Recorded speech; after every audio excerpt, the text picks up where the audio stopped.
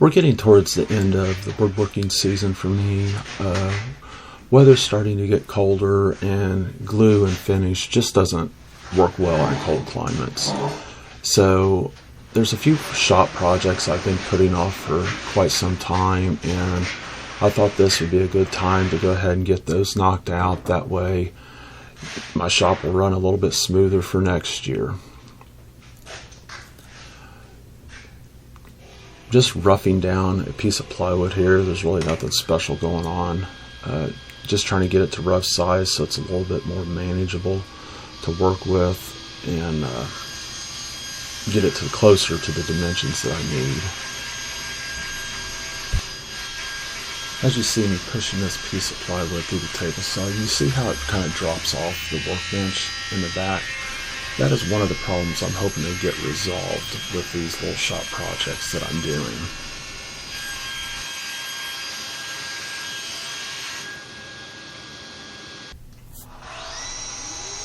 Just squaring off one end of the plywood. I like using these TSO guide rail squares. They are very accurate. I was really surprised at how well of a 90-degree cut you can actually get out of this. I have actually taken a piece of wood, squared off both ends, and measured my diagonals, and it is perfectly 90 degrees. It just really did surprise me. So if you have a track saw, I would highly recommend, looking into these TSO guide rail squares. Here you just see I just marked out my length that I'm needing. I line up my track saw to that mark and make my cut. Pretty straightforward, pretty simple, and especially with those guide rail squares, like I said, it comes out square. I don't have to worry about it being off at all. So check them out. I do recommend them.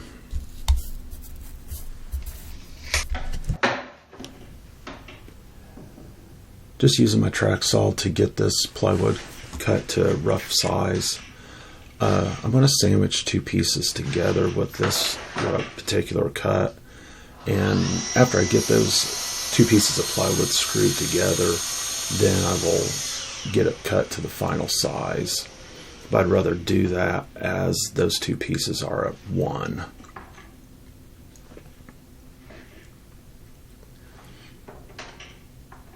Here I'm just using the piece of plywood that I cut to get a mark on where I need to cut the other one.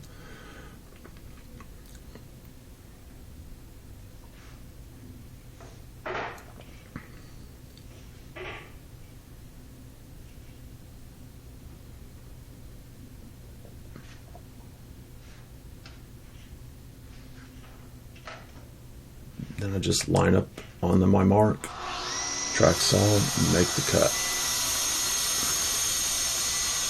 Can't get any simpler than that.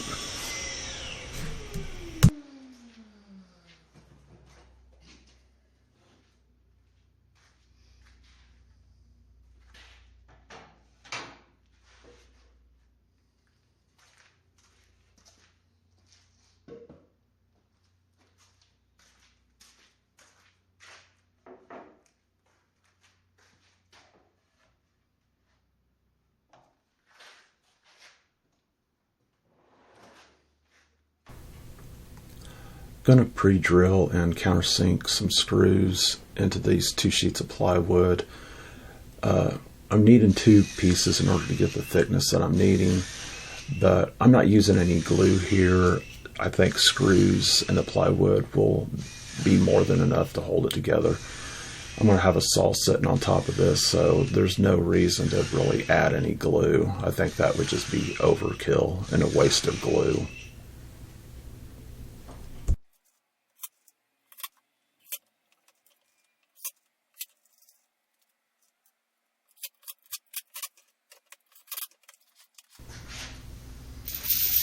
I got a new mobile base for my router table last year, and the mobile base works great. It is very strong. It's a grizzly, and my router table moves very smoothly now. But the problem is the way the mobile base is designed and the way my router table is designed. The mobile base has angled platforms in each corner to help support the tool. Well, the way my router table is designed, it wants to fall in between those platforms. So what I'm going to do, I'm going to lift my router table up and put a piece of plywood to cover that span. That way my router table will be sitting on the plywood and have support clear across. If you see at the bottom, there's a toe kick in the router table. And this router table was inspired by Norm Abrams in the New Yankee Workshop. And if Norm can have a toe kick in his, by golly, I can have a toe kick in mine. But it's really not serving a purpose any longer due to the way the mobile base sits. So I'm going to put a piece of plywood in there to span that distance, and this should solve all my problem.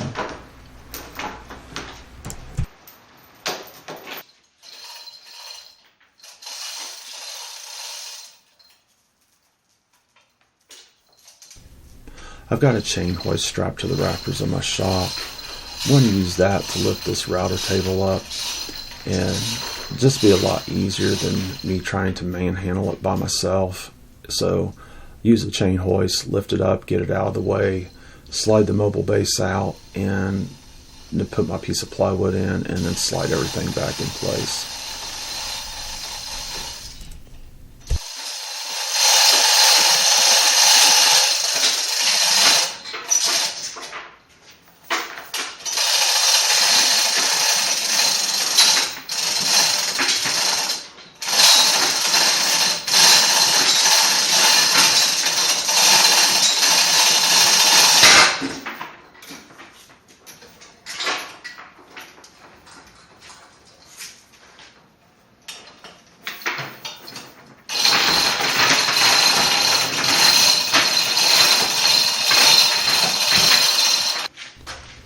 Now that I got that router table lifted off that mobile base, I can get some final dimensions of the size of the plywood that I need to fit in that mobile base to support that router table.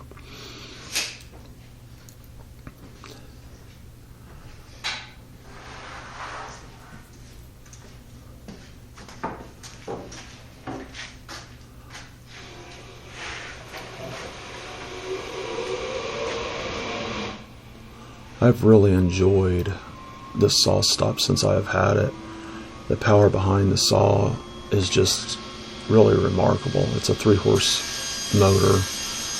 I was running a 1.5-horse motor for a number of years, and after you get to this level of saw and just the build of it, it's just a really good saw, and I'm very happy with the purchase of it. I've actually got a ripping blade in my table saw right now, just due to laziness, and didn't take the blade out to change it out. But this is just a piece of plywood for a mobile base, so the quality of cut really doesn't matter that much as far as smoothness. But I'm just using a crosscut sled to get this piece cut to its final length, and then we'll put it in the mobile base and get the router table set back in place.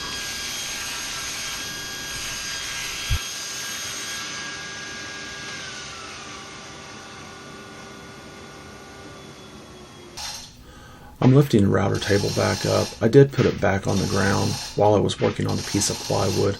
I didn't really see any sense of leaving that hanging up in the air while I was working on that.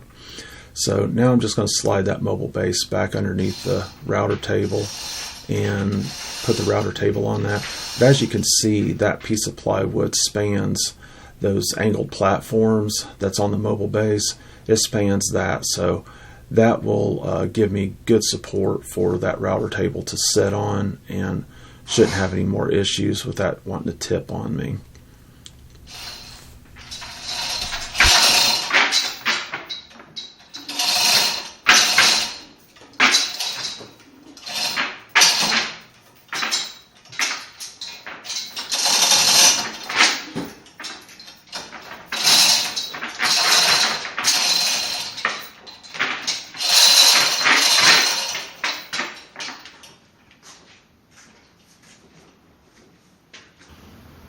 I've had this Sawstop for about 3 years now, and when I got it, I realized it was a little bit lower than my previous saw, a little bit shorter. And when I made my workbench, I made it to the same height as my saw. And I debated about putting some plywood underneath the saw on the mobile base at the time, but I neglected to do that. I thought, well, I'll just see how this works. But I've noticed when I'm feeding material in and I have the bench here to support the material. When it's coming off the bench, it drops down. And I don't like that. I think it's unsafe. And so I'm going to lift this saw up and slide the mobile base out. I've got a couple pieces of plywood sandwiched together. I'm going to finish getting that cut to size and get it in there, and I think I'm going to like that a lot better, having the saw a little bit taller. I may have to do some adjustment to my outfeed table, but I don't think that's going to be that big of a deal. But yeah, it's going to be a lot better, I think, to have that saw the same height as the bench.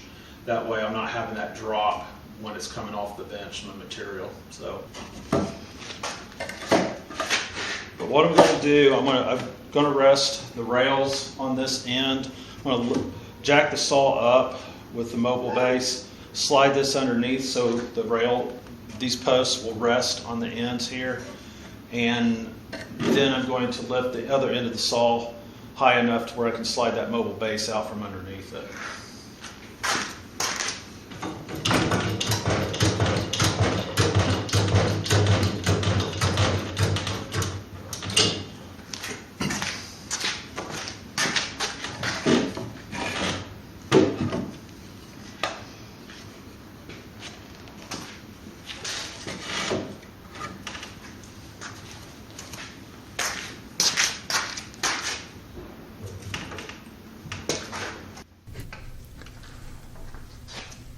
I got this hydraulic cart a few years ago when I got my dust collector to kind of help install my dust collector, and it has came in handy around the shop. I thought it was just going to be like a one-time use, but I didn't really have too much of a choice at the time of when I was getting my dust collector in order to kind of get it lifted into place. So I thought this tool was really going to kind of sit around the shop and not really be used. But I have got some use out of it, more than what I really anticipated. So it has been a good purchase.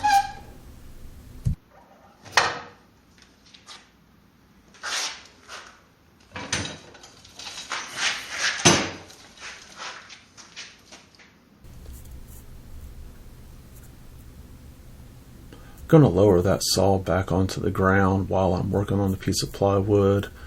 No sense in having that holding up in the air like that. Don't want anything crazy to happen, it come crashing down. Using my track saw to flush up the edge, and as you see here, I didn't quite have the track saw deep enough, but I just lower the blade a little bit, the track remains in place, and I can make my final cut and get that cut clean through, which should have done that the first time.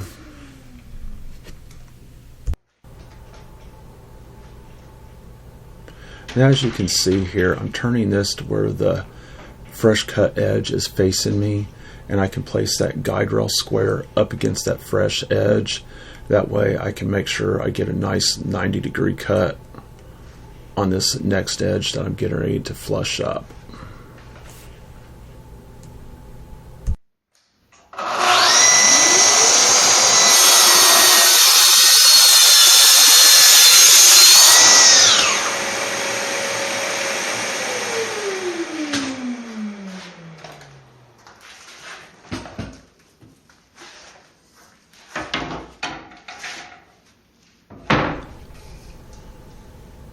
Getting the dimensions off the mobile base after it's been taken out of the saw.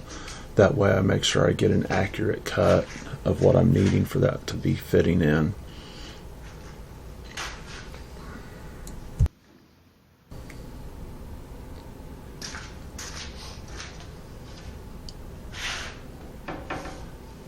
I feel like having a track saw in the shop has really been a game changer. It makes it so easy to cut down sheet goods. I don't think I'll ever go back to trying to push through a whole sheet of plywood again in the table saw. The track saw makes life so much easier if you're working with plywood. And I've also used it for tabletops and such as that, of squaring up the edges and even cutting them to the final, ripping them to the final width. It has been a very good investment.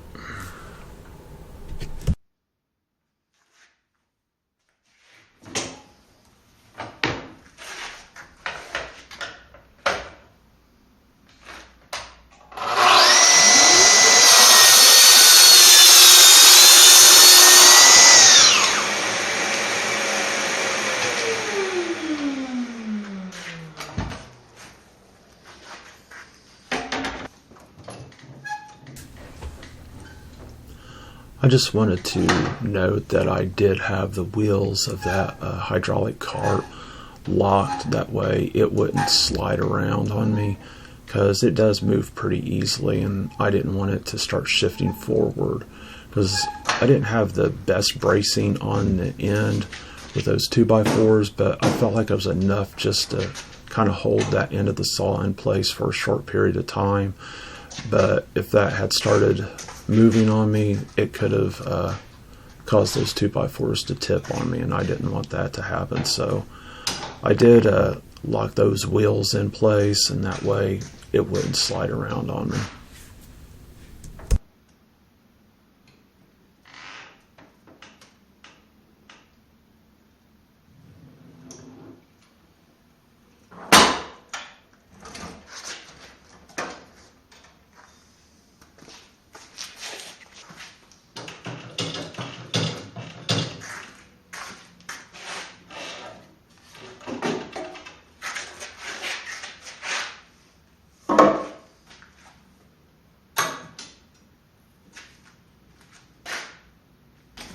Well, I didn't think there was going to be enough threads in there for me to actually reach down and touch the floor. I don't think there's a lot of threads left in the leg in order for that to touch the floor. But I plan on building a cabinet to go underneath this anyway, so these legs are going to be eliminated eventually.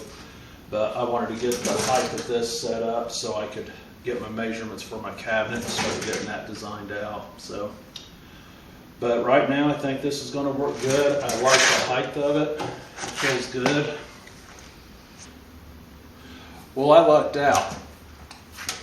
When I made this outfeed table, in order to kind of fine tune where I wanted the top, I ended up using floor levelers on the top of it. I drilled like a little recess hole underneath the top so it wouldn't slide around on me. But I had enough threads to where I could actually raise this up to the height that will meet my table saw. So there was really I was thinking I was going to have to maybe place a block of wood underneath this to raise it up, and didn't have to do that. Just had to tighten these up, lift these up, and tighten them back down, and that's it. I'm good to go. But I like this idea as far as being able to fine tune where I want my outfeed table to be at, because it's just very easy to dial that in right where you want it. So that's another little tip you might be able to use. Just to give you a little closer look at my setup there. Yeah, the floor levelers on the top of the cabinet work pretty good. I've got quite a bit of height there now, so I don't know, I might be able to put a sled or something underneath that, use it for storage. But I've got the height of my saw what I want it to be, and that's what's important to me. I think this height is going to work really well for me now. I always felt the Sawstop was just a little bit low. I was so used for years of my table saw being a little bit taller, and this is going to be the height of my workbench behind me. I can use that for support as I'm feeding long pieces in, and I'm not going to have that drop down any longer. And that's going to make me a lot happier. I'm going to be a lot happier camper with that. But yeah, this is going to be a lot better, I feel. And it wasn't that hard to do, so I don't know if you guys can get any tips out of doing this, but hopefully you got something out of this video. Thanks. Until next time, my friends.